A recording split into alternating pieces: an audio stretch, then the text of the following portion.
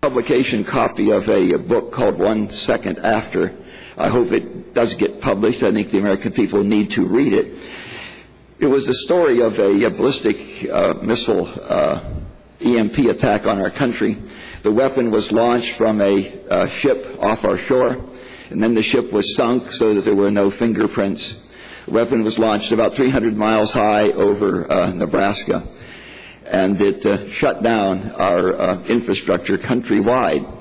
The story runs for a year, and at the end of that year, it's set in the hills of North Carolina. At the end of the year, 90% of our population is dead. There are 25,000 people only still alive in New York City. The communities in the hills of North Carolina are more lucky. Only 80% of their population is dead at the end of a year. I understand that this is a realistic assessment of what a really robust EMP laydown could do to our country. We think that's in the correct range.